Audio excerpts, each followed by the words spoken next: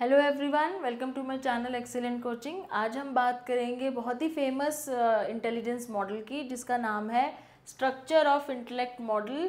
इसको SOI model भी short में बोला जाता है, स्ट्रक्चर ऑफ इंटेलेक्ट, यानी कि SI मॉडल या SOI भी कह सकते हो आप। और इसके अलावा हम इसको 3 डायमेंशनल मॉडल भी बोलते हैं, 3D मॉडल। बेसिकली यहाँ पे JP गिलफर्ड का दिया गया ये मॉडल है, जहाँ पे इन्होंने समझाने की कोशिश की है कि इंटेलिजेंस क्या होती है। और JP गिलफर्ड का पूरा नाम है जॉय पॉल गिलफर्ड, और इन्होंने अपने स्ट्रक्चर ऑफ इंटेलेक्ट मॉडल के थ्रू ये एक्सप्लेन करने की कोशिश की थी कि एक्चुअली में ह्यूमन इंटेलिजेंस क्या चीज़ होती है। तो जो इनका मॉडल है स्ट्रक्चर ऑफ इंटेलेक्ट मॉडल, ये एक मल्टी फैसेटेड नेचर बोलता है ह्यूमन इंटेलिजेंस की। मल्टी फैसेटेड मतलब the intelligence has multiple faces, मतलब इंटेलिजेंस के एक नहीं काफ़ी सारे फेसेस होते हैं, डायमेंशंस होते हैं। बेसिकली इन्होंने 3 डायमेंशंस की बात की थी, इसीलिए हम इसे 3D मॉडल बोलते हैं। तो ये मॉडल एक ट्रेडिशनल व्यू को चैलेंज करता है। ट्रेडिशनल व्यू क्या था? जैसे कि अल्फ्रेड बिने की वीडियो में आपने देखा था कि ट्रेडिशनल व्यू ये था कि जो इंटेलिजेंस है वो एक सिंगल एंटिटी है, एक सिंगल फैक्टर है, जिसके बेस पे सारी कॉग्निटिव एबिलिटीज़ बेस्ड है। तो ये वाला जो मॉडल है ये उसको चैलेंज करता है कि इंटेलिजेंस एक सिंगल एंटिटी या सिंगल फैक्टर नहीं है, इंटेलिजेंस फिक्स्ड नहीं है, इंटेलिजेंस चेंज हो सकती है, डायनामिक है, सिंगल नहीं है, मल्टीपल है, बहुत सारे डायमेंशंस हैं इंटेलिजेंस के, उसको हम चेंज कर सकते हैं, वो फिक्स नहीं है। And instead proposes that intelligence consist of diverse set of cognitive abilities, मतलब एक नहीं बहुत सारी कॉग्निटिव एबिलिटीज़ का कॉम्बिनेशन है जिनके अलग अलग डायमेंशंस हैं। तो इनका जो 3D मॉडल है स्ट्रक्चर ऑफ इंटेलेक्ट मॉडल, वो ट्रेडिशनल व्यू को इस तरीके से चैलेंज करता है। पहला क्या कि सिंगल नहीं है, बहुत सारे डायमेंशंस हैं इंटेलिजेंस के। दूसरा, इंटेलिजेंस फिक्स नहीं है, उसको चेंज किया जा सकता है। तो JP गिलफर्ड ने ये स्ट्रक्चर ऑफ इंटेलेक्ट मॉडल दिया था। फिर JP गिलफर्ड कौन थे? He was a psychologist. He was involve during the world war II in developing test for select candidates. अब ट्रेनिंग होती थी पायलट्स की वर्ल्ड वॉर II में, उनको जब पायलट चाहिए होते थे उनकी ट्रेनिंग होती थी, तो उसके लिए सिलेक्शन जो किया जाता था वो JP गिलफर्ड के द्वारा किया जाता था। तो he was involve in the selection of the pilots. Guilford is really credited with getting the field of psychology to start looking at creativity. जो इनका मॉडल भी है स्ट्रक्चर ऑफ इंटेलेक्ट मॉडल, उसमें क्रिएटिविटी के ऊपर बात करी गई है, और इसीलिए इनको कहा जाता है कि इन्होंने इंटेलिजेंस को क्रिएटिविटी के साथ रिलेट करना शुरू कर दिया था, और साइकोलॉजी में इस टर्म को, क्रिएटिविटी को इम्पोर्टेंस देनी शुरू कर दी थी। इन 1950 इन्होंने एक प्रेसिडेंशियल एड्रेस दिया था अमेरिकन साइकोलॉजिकल एसोसिएशन में, where he pointed out very important nature of creativity as a research topic and the scarcity of the published research related to creativity. के हमारे साइकोलॉजी की फील्ड में क्रिएटिविटी की तो कहीं बात नहीं करी जाती है, जबकि इंटेलिजेंस और क्रिएटिविटी का आपस में रिलेशन होता है। तो इन्होंने कहा था कि हमें क्रिएटिविटी के ऊपर काम करने की बहुत ज़रूरत है, उसके ऊपर रिसर्च करने की बहुत ज़रूरत है। He felt that people were assuming that creativity was a natural result of intelligence as measured by IQ and as a result had not begun to look at creativity। तो क्या था इनका कहना कि पहले लोगों को ये लगता था कि जिसका IQ अच्छा होगा ऑटोमेटिकली वो क्रिएटिव होगा क्योंकि उसकी इंटेलिजेंस अच्छी है, पर ये चीज़ नहीं थी। इन्होंने कहा था क्रिएटिविटी के ऊपर अलग से हमें देखने की ज़रूरत है, फोकस करने की ज़रूरत है, इनको इंटेलिजेंस के साथ नहीं, अलग से इसको एक इंपॉर्टेंस देने की ज़रूरत है, उसके ऊपर स्टडी करने की ज़रूरत है। Guilford gave his perspective on the field and announced his intention to use factor analysis technique। तो फैक्टर एनालिटिक या फैक्टर एनालिसिस टेक्निक इन्होंने यूज़ करी थी जब इन्होंने स्ट्रक्चर ऑफ इंटेलेक्ट मॉडल बताया था। And he began isolating various factors of thinking to separate out creativity and other skills. तो फिर उन्होंने अलग अलग फैक्टर्स, हमारे इंटेलिजेंस के अलग अलग फैक्टर्स बताए थे, जिसमें से क्रिएटिविटी एक है, और भी बहुत सारे फैक्टर्स जो आप इनके मॉडल में पढ़ोगे। तो फैक्टर एनालिसिस किया था कि हमारी जो इंटेलिजेंस है उसमें कई सारे फैक्टर्स होते हैं और क्रिएटिविटी उसमें से बहुत इंपॉर्टेंट फैक्टर है। इनकी जो व्यू था इंटेलिजेंस को लेके वो ये था कि इंटेलिजेंस मल्टी डायमेंशनल है। जैसे मैंने बोला इन्होंने 3D मॉडल दिया था तो 3 डायमेंशन बताई थी। तो इन्होंने सिंगल फैक्टर वाला जो मॉडल था इंटेलिजेंस का वो रिजेक्ट कर दिया था, और G फैक्टर वाला भी रिजेक्ट कर दिया था, जो चार्ल्स स्पीयरमैन का G फैक्टर S फैक्टर वाला मॉडल था। और इन्होंने कहा था कि मल्टी फैसेटेड या मल्टी डायमेंशनल है, जिसमें बहुत सारी रेंज है कॉग्निटिव एबिलिटीज़ की, तो इसीलिए इन्होंने उसको फैक्टर एनालिसिस के थ्रू बताया था। दूसरा इनका मानना था कि इंटेलिजेंस डायनामिक है, मैलिएबल है। मैलिएबल का मतलब जिसको तोड़ मरोड़ के ठीक किया जा सकता है। तो इंटेलिजेंस जो है वो फिक्स नहीं है, स्टैटिक नहीं है, बट डायनामिक है और उसको अडेप्ट किया जा सकता है, चीज़ों को सीखा जा सकता है, अपने स्किल्स को नर्चर किया जा सकता है लर्निंग से, एक्सपीरियंस से और प्रैक्टिस से। हम जितना लर्न करेंगे, जितना एक्सपीरियंस करते जाएंगे लाइफ में और जितना प्रैक्टिस करेंगे, उतनी हमारी इंटेलिजेंस और बेटर होती जाएगी, हमारी क्रिएटिविटी और अच्छी होती जाएगी और जितने भी हमारे डायमेंशंस हैं इंटेलिजेंस के, उन सब में इंप्रूवमेंट आएगी अगर हम और प्रैक्टिस करेंगे। तो ये फिक्स नहीं है, ये डायनामिक है, ठीक है। And third, emphasis on creativity. इनका एम्फेसिस क्रिएटिविटी पे बहुत ज़्यादा था कि क्रिएटिविटी का इंटेलिजेंस में क्या रोल हो सकता है, और ये बताते थे क्रिएटिविटी का मतलब है ability to generate novel, novel मतलब होता है new, novel and innovative ideas is a critical component of intellectual capacity, कि क्रिएटिव होना भी इंटेलिजेंस का ही पार्ट है। ऐसा नहीं है कि जो लोग क्रिएटिव होते हैं और वो इंटेलिजेंट नहीं होते हैं। मतलब ये कि अगर कोई आर्टिस्ट है वो मैथ्स नहीं कर पा रहा तो इसका मतलब ये नहीं है कि वो इंटेलिजेंट नहीं है, वो क्रिएटिव है इसलिए वो भी इंटेलिजेंट है। तो क्रिएटिविटी को इन्होंने बहुत इंपॉर्टेंट जगह दी थी इंटेलिजेंस में। इनकी जो 3 डायमेंशंस थी, अब मेन तो थ्योरी जो हम बात कर रहे थे वो ये है, जो इन्होंने 3 डायमेंशंस दी थी इंटेलिजेंस की, वो ये 3 थी। पहली डायमेंशन थी कंटेंट डायमेंशन, दूसरी ऑपरेशन और तीसरी प्रोडक्ट डायमेंशन। कंटेंट डायमेंशन का मतलब है कि टाइप्स ऑफ इंफॉर्मेशन जो हमारे माइंड में होती है, कितने टाइप की इंफॉर्मेशन होती है हमारे माइंड में।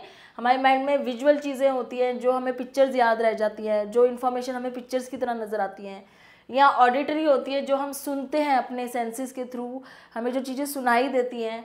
सिंबॉलिक चीज़ें हो सकती हैं, जैसे हमें किसी का सिंबल याद है, किसी का लोगो हमें याद है तो वो सिंबॉलिक हो गया। सिमेंटिक हो गया, जैसे हम वर्ड्स किसी चीज़ के याद रखते हैं या हमें लिरिक्स याद होते हैं किसी गाने के, तो वो सिमेंटिक में आ जाता है। फिर बिहेवियरल कंटेंट आ जाता है, जैसे किसी के बिहेवियर के बारे में हमें चीज़ें याद रह जाती हैं।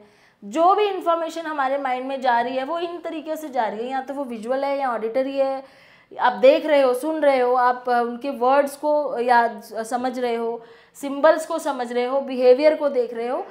तो यही 5 तरीके हैं जिसके थ्रू जो इन्फॉर्मेशन है वो हमारे माइंड में जाती है।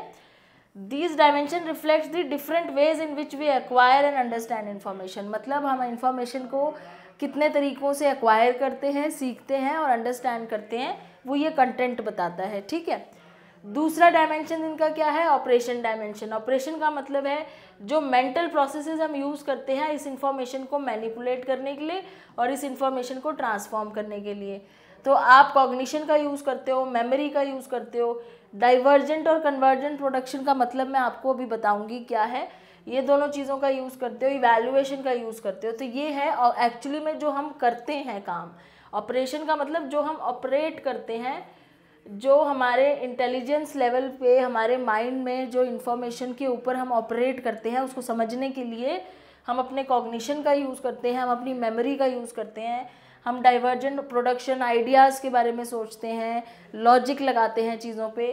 तो जो भी आप इन्फॉर्मेशन सारा दिन में अपने लेते हो, सुनते हो, सेंसेस के थ्रू सुनते हो, देखते हो, उस इन्फॉर्मेशन का जो भी मीनिंग आप बनाते हो या जो भी परसेप्शन आपकी बनती है, वो ऑपरेशन डायमेंशन में आ जाती है कि उस इन्फॉर्मेशन का आपने फाइनली किया क्या। एंड लास्ट में प्रोडक्ट डायमेंशन है which refers to different forms और outcomes of our intellectual activity.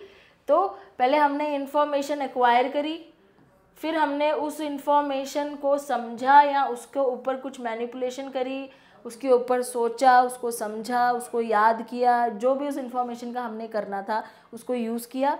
और वो इन्फॉर्मेशन किस फॉर्म में हमारे पास रहती है, फिर उसके बाद वो या तो यूनिट्स के फॉर्म में या क्लासेस के फॉर्म में रहती है या रिलेशन के फॉर्म में, सिस्टम के फॉर्म में, ट्रांसफॉर्मेशन, इम्प्लीकेशन। तो ये तीनों डायमेंशंस हैं जिनको अभी और थोड़ा डिटेल में समझेंगे। तो पहले हमें ये ध्यान देना है कि यहाँ पे इन्होंने टोटल कितनी चीज़ें बताई हैं, हम उसको काउंट करेंगे अभी हम, क्योंकि ये भी बहुत इंपॉर्टेंट, कई बार क्वेश्चंस आपके एग्ज़ाम में आ जाता है कि इन्होंने कितने फैक्टर्स यहाँ बताए। फिर अब आप यहाँ ध्यान से देखो, जो पहला डायमेंशन है इसमें कितने फैक्टर हैं, 1 visual, 2 auditory, 3 symbolic, 4 semantic, 5 behavioural, 5 हो गया, यहाँ पे टोटल 5 फैक्टर्स हैं। ऑपरेशन डायमेंशंस में इसमें कितने फैक्टर्स हैं? पहला है कॉग्निशन, दूसरा है मेमोरी। अच्छा, इसमें एक चीज़ और आपको ध्यान देनी है कि पहले सिर्फ मेमोरी था, लेकिन बाद में इसमें मेमोरी के 2 पार्ट बना दिए थे। एक था मेमोरी रिकॉर्डिंग और दूसरा था मेमोरी रिटेंशन। ठीक है, तो इसके 2 पार्ट्स हो गए थे बाद में, तो इसको एक तरीके से हम 2 नहीं बोलेंगे, मेमोरी रिकॉर्डिंग 2 हो जाएगा और मेमोरी रिटेंशन 3 हो जाएगा। तो मेमोरी के अंदर 2 हो गए, 1 2 3, फिर हो गया डाइवर्जेंट प्रोडक्शन 4, कन्वर्जेंट प्रोडक्शन 5 और इवैल्यूएशन 6। तो यानी कि 6 फैक्टर्स हैं इसमें। तो ऑपरेशंस में आपके 6 फैक्टर्स हैं, यहाँ 5 हैं, यहाँ 6 हैं। और जब प्रोडक्ट में आते हैं तो इसमें units, classes, relations, system, transformation और इम्प्लीकेशन, इसमें भी कितने फैक्टर हो गए? 6 फैक्टर हो गए। तो अब इसमें देखो 5 × 6 × 6 कितने फैक्टर्स हुए? 5 × 6 × 6 यानी कि 180 फैक्टर्स है। पहले क्या था? पहले सिर्फ मेमोरी थी, तो ये भी 5 थे सिर्फ, ये 2 में डिवाइडेड नहीं थी, रिकॉर्डिंग और रिटेंशन में डिवाइडेड नहीं थी। तो मेमोरी थी, तो यानी कि यहाँ पे 6 की जगह 5 थे। तो पहले इस मॉडल में 5 × 5 × 6 थे, यानी कि 150 फैक्टर्स थे। लेकिन बाद में मेमोरी को 2 में डिवाइड कर दिया, मेमोरी रिकॉर्डिंग और मेमोरी रिटेंशन, इसलिए इसमें 5 × 6 × 6 यानी कि 180 फैक्टर्स हो गए हैं। तो अब इसमें 180 फैक्टर्स हैं। आगे चलते हैं। अब ये तो आपने थ्योरी समझी अभी कि उन्होंने जो बताया था कि वो 3D मॉडल है क्या। अब इसको आप पिक्चर के थ्रू समझो, वो आपको ज़्यादा क्लियर होगा। इन्होंने बोला है कि जैसे क्यूब होता है ना, इस थ्योरी को हम क्यूबिक मॉडल भी बोलते हैं। जैसे क्यूब होता है, क्यूब की 3 डायमेंशंस होती हैं। ठीक है, क्यूब की डायमेंशंस होती है, जैसे क्यूब की विड्थ होती है, क्यूब की लेंथ होती है, क्यूब की हाइट होती है, 3 डायमेंशंस होती है। वैसे इन्होंने बोला कि हमारा जो इंटेलिजेंस है ना, वो भी ऐसे ही क्यूब है। ये इंटेलिजेंस का विजुअल इन्होंने बनाया था कि ये इंटेलिजेंस है जो एक क्यूब के फॉर्म में है, क्यूब है। ठीक है, अब इस क्यूब के 3 डायमेंशंस होते हैं, ऐसे ही हमारे इंटेलिजेंस के भी ये 3 डायमेंशंस है, कंटेंट, ऑपरेशन एंड प्रोडक्ट, जो मैंने आपको बताया। तो जैसे कंटेंट है पहला, कंटेंट के अंदर हमने क्या क्या देखा? कंटेंट में हमारे आ जाता है visual, auditory, symbolic, semantic, behavioural. तो ये एक डायमेंशन है जिसको उन्होंने बोला कंटेंट, और उसमें ये सारी डायमेंशंस आ जाती है, मतलब फैक्टर्स आ जाते हैं इस डायमेंशन में। दूसरा डायमेंशन इन्होंने क्या बोला? ऑपरेशन ये वाला डायमेंशन हो गया जहाँ पे cognition, memory retention, memory recognition, divergent production, convergent production, evaluation, ये चीज़ें आ जाती है। और तीसरा इन्होंने बोला कि प्रोडक्ट होता है, प्रोडक्ट में unit, classes, relation, system, transformation, implication. तो क्यूब को आपने याद रखना है कि जो स्ट्रक्चर ऑफ इंटेलेक्ट मॉडल है, कहता है कि हमारा इंटेलिजेंस क्यूब की तरह होता है, 3D होता है। क्यूब के 3 डायमेंशन होते हैं, लेंथ, विड्थ और हाइट। ऐसे ही इसके भी ये 3 डायमेंशन हैं, कंटेंट, ऑपरेशन एंड प्रोडक्ट। ठीक है, कंटेंट मतलब the terms in which we think और द टाइप ऑफ इंफॉर्मेशन, किस टाइप की इंफॉर्मेशन है, विजुअल है, ऑडिटरी है, सिमेंटिक है, सिंबॉलिक है, किस टाइप की है। ऑपरेशन मतलब द एक्ट ऑफ थिंकिंग और the way of processing the information, हम इंफॉर्मेशन कैसे प्रोसेस कर रहे हैं वो हो जाता है ऑपरेशन में।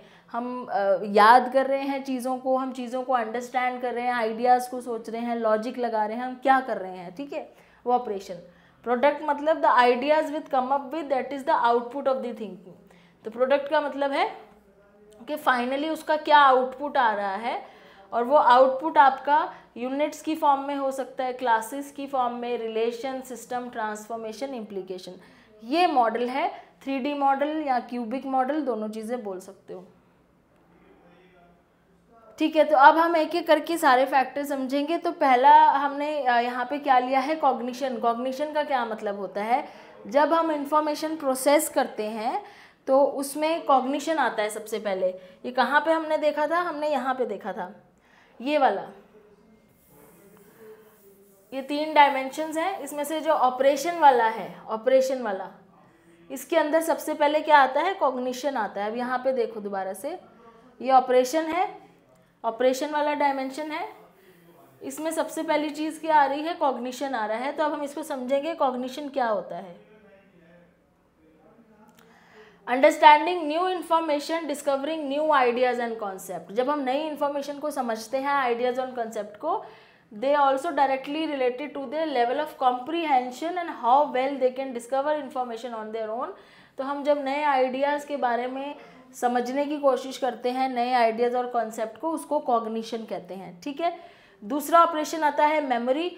मेमोरी का मतलब है acquiring and assimilating new information. हम नई इन्फॉर्मेशन को समझ रहे हैं, उसको हम याद करने की कोशिश कर रहे हैं, जिसमें एनकोडिंग आता है। एनकोड मतलब समझ लेना, रिटेनिंग मतलब उसको याद करना, रिकॉलिंग मतलब जब हमें ज़रूरत हो उस चीज़ को दोबारा से रिप्रोड्यूस कर पाना।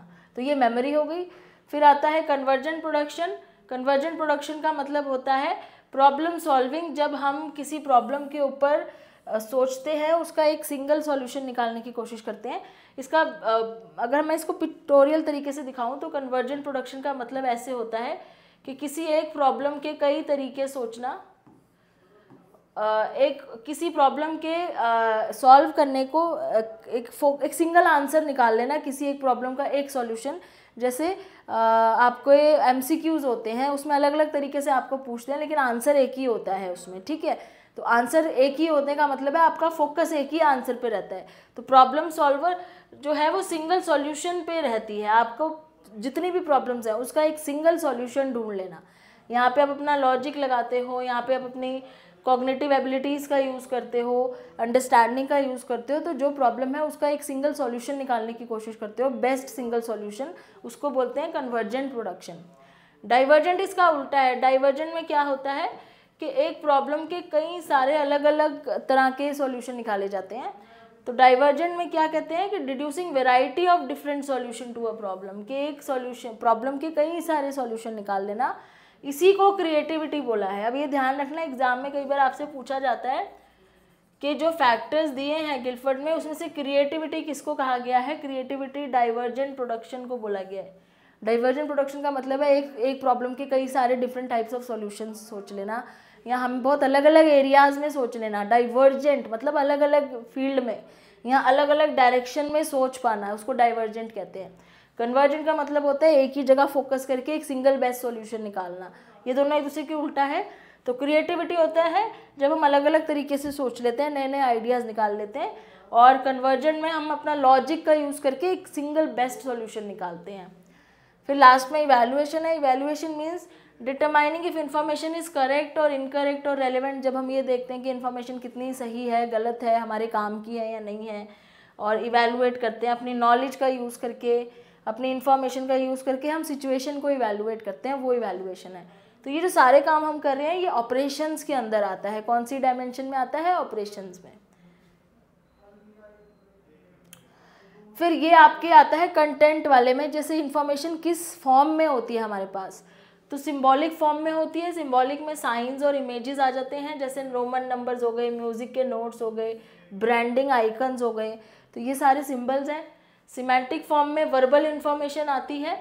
तो वर्बल इन्फॉर्मेशन में जैसे आपकी कोई वर्ड्स की फॉर्म में कोई चीज़ आपको याद है या उसका मीनिंग आपको याद है, लिरिक्स हो गए, वर्ड्स हो गए, कोई बात ऐसी आपको जो आपने सुनी हो, तो वो सिमेंटिक। फिर विजुअल में आपकी फिगर्स हो गई, पिक्चर्स हो गई, इमेजेस, चार्ट्स, वीडियोस, ये सारी आपकी विजुअल इन्फॉर्मेशन होती है। ऑडिटरी में अगेन आपकी सेंस ऑफ हियरिंग के थ्रू आप म्यूज़िक सुनते हो, नरेशन सुनते हो, जो सारी चीज़ें आप सुनते हो। And behavioural, this is actually an add on content category. तो ये बाद में ऐड ऑन किया था इंटेलिजेंस की थ्योरी में इन्होंने। और बिहेवियरल में क्या आता है कि आप किसी का बिहेवियर आपके लिए किसी के एक्शंस, मतलब दूसरों के एक्शंस जो आपकी तरफ हैं, टुवर्ड्स यू। तो लर्निंग न्यू कॉन्सेप्ट और idea by observing another individual. अगर किसी को ऑब्जर्व करते हैं, उसके बिहेवियर को ऑब्जर्व करते हैं, इंफॉर्मेशन थ्रू ओन एक्शन, अपने एक्शन के थ्रू, या इसको काइनेस्थेटिक भी बोलते हैं, ये ध्यान रखना। काइनेस्थेटिक का मतलब है बॉडी मूवमेंट से रिलेटेड। तो किसी का बिहेवियर, किसी का एक्शन, आपका एक्शन, किसी का रिएक्शन, कौन आपसे कैसे बिहेव करता है, कैसे रिएक्ट करता है, आप कैसे करते हो, दूसरों को ऑब्जर्व करना, तो इसको काइनेस्थेटिक भी बोलते हैं। और ये होता है बिहेवियरल। तो ये सारे वो फॉर्म्स हैं जिस कंटेंट में इंफॉर्मेशन हमारे पास होती है। नेक्स्ट आएगा आपका, अब लास्ट में जो कैटेगरी आती है प्रोडक्ट की, कि प्रोडक्ट मतलब वो जो हमारी तीसरी डायमेंशन है, जिसमें ये बोला है कि जब इंफॉर्मेशन हमारे पास आती है किसी फॉर्म में और उसके ऊपर हम ऑपरेट करते हैं तो फाइनली उसका प्रोडक्ट बन के आता है, प्रोडक्ट निकल के आता है, आउटपुट, और वो इस तरीके से निकल के आता है। तो उसका क्या मतलब है, अगर वो कहें यूनिट्स में, तो यूनिट का मतलब है सिंगल पीस ऑफ नॉलेज, कोई एक ऐसी चीज़ जो हमें याद रह जाए, सिंगल पीस ऑफ नॉलेज। जैसे किसी ने कोई नया वर्ड सीखा है या कोई नया कॉन्सेप्ट, आपने कोई नई चीज़ सुनी है, वो एक सिंगल पीस ऑफ नॉलेज है। तो उसके आपके माइंड में उसका एक स्कीमा बन गया, मेंटल स्कीमा, एक पिक्चर बन गई, एक कॉन्सेप्ट बन गया। उस कॉन्सेप्ट आपने पहली बार सुना, वो कॉन्सेप्ट आपके माइंड में स्कीमा बन गया, ठीक है, ये कॉन्सेप्ट बन गया, तो वो यूनिट होता है। ऐसे ही क्लासेस क्या होती हैं, कलेक्शन ऑफ यूनिट्स होती हैं। जब आपने बहुत सारे रूल्स सुने, जैसे आपने कलेक्शन ऑफ रूल सुने, कहीं पे पॉलिसीज़ पढ़ी, जो इन्फॉर्मेशन एक दूसरे से रिलेटेड है और उसमें कई सारे यूनिट्स हैं, कई सारी चीज़ें हैं, तो उसकी कलेक्शन को हम बोलते हैं क्लासेस। तो वो इन्फॉर्मेशन क्लासेस की फॉर्म में सेव हो गई आपके पास। फिर रिलेशन क्या होता है, यूनिट्स समहाउ रिलेटेड, जो इन्फॉर्मेशन आपने नई सुनी है या नई इन्फॉर्मेशन आपके पास आई है वो एक दूसरे से रिलेटेड कैसे है, तो उसका सीक्वेंस क्या है, ऑपोजिट्स क्या है, कंपैरिजन क्या है, उस इन्फॉर्मेशन को आप स्टडी कर रहे हो, आप उसकी सीक्वेंस देख रहे हो कैसे है, कलेक्शन में कैसे सीक्वेंस में आपने उसको याद करना है, उसको कंपेयर कर रहे हो दूसरी चीज़ों के साथ। तो जैसे ऑनलाइन लर्नर अंडरस्टैंड करता है connection between units and may group them together. तो जब हम कंपैरिजन करते हैं, पहले हम इंफॉर्मेशन सुनते हैं पहली बार कोई, ठीक है, फिर हम उसकी क्लासेस बनाते हैं, मतलब उसको ग्रुप में डिवाइड करते हैं, फिर हम उसके रिलेशंस बनाते हैं, मतलब सीक्वेंस में कैसे याद करना है, दूसरों से कंपेयर करते हैं। फिर system information that is interconnected, फिर उसका एक सिस्टम बनता है कि वो इंटरकनेक्टेड कैसे है, पहले से कोई चीज़ हमें आती है उससे कैसे कनेक्टेड है। तो जैसे सपोज आप इंटेलिजेंस के बारे में पढ़ते आ रहे हो, आपने कई सारे मॉडल पढ़े हैं, तो आपने ये नया मॉडल सीखा, तो एक ये चीज़ आपने नहीं सीखी जो नया कॉन्सेप्ट है 3D मॉडल, ये यूनिट हो गया। फिर इसके अंदर आपने अलग अलग टाइप के डायमेंशंस पढ़े, तो उसकी अलग अलग क्लासेस बन गई, ग्रुप्स बन गए कि इसमें 3 डायमेंशंस है, पहली ये, दूसरी ये, तीसरी ये, और उसके अंदर बहुत सारे अलग अलग फैक्टर्स हैं, तो वो क्लासेस हो गई। फिर आपने रिलेशनशिप करा कि किस सीक्वेंस में इसको लिखना है, क्या सीक्वेंस आएगी, क्या क्या उसकी डायमेंशंस आएगी। फिर आपने उसको इंटरकनेक्ट करा, मतलब दूसरी इन्फॉर्मेशन से, कि आपने पहले इंटेलिजेंस के बारे में क्या पढ़ा हुआ है उससे उसको आपने रिलेट करा, तो ये सिस्टम हो गया।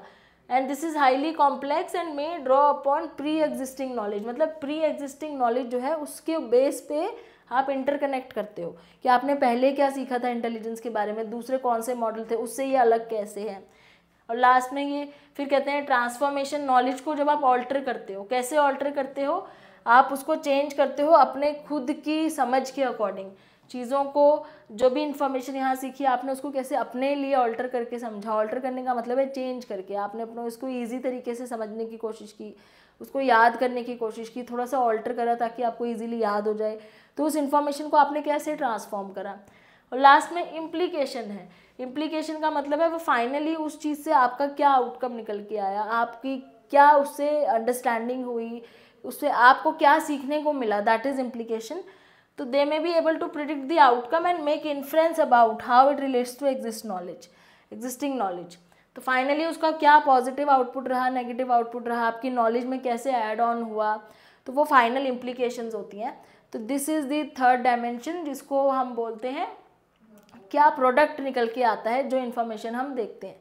तो ये 3 डायमेंशंस थी, उनके अंदर अलग अलग फैक्टर्स थे, और ये 3 डायमेंशंस होती है अकॉर्डिंग टू गिलफर्ड, और उसके अंदर जो फैक्टर्स होते हैं इन सबको मिला के हमारा स्ट्रक्चर ऑफ इंटेलेक्ट मॉडल बनता है। And this is the model. Finally we have done with the model. तो इसमें सबसे ज़रूरी चीज़ आपको ये ध्यान रखना है कि ये जो मॉडल है इसमें क्या होता है, इट इज़ अ क्यूबिक, इसको क्यूबिक मॉडल भी बोलते हैं क्योंकि इसने एक क्यूब के फॉर्म में डायमेंशंस दिखाई हुई हैं, 3 डायमेंशंस हैं, और उन तीनों डायमेंशंस के अंदर बहुत सारे अलग अलग फैक्टर्स हैं जिसको मैंने अभी आपको समझाया। और क्योंकि ये मॉडल फोकस करता है स्ट्रक्चर के ऊपर कि हमारा ब्रेन का, हमारे इंटेलिजेंस का स्ट्रक्चर कैसा है, तो इसीलिए इस मॉडल को हम साइकोमेट्रिक अप्रोच में पढ़ते हैं। साइकोमेट्रिक अप्रोच का मतलब है जहाँ पे हम स्ट्रक्चर के ऊपर फोकस करते हैं इंटेलिजेंस के, रेदर देन इन्फॉर्मेशन कैसे प्रोसेस होती है। तो दिस इज़ राइट। अब आपका ये मॉडल ख़त्म होता है यहाँ पे। तो आपका ये था स्ट्रक्चर ऑफ इंटेलेक्ट मॉडल। अगली बार अब हम नेक्स्ट उसमें पढ़ेंगे कोई और इंटेलिजेंस का मॉडल जो आपके एग्जाम्स में पूछा जाता है, इंपॉर्टेंट है। Thank you for watching.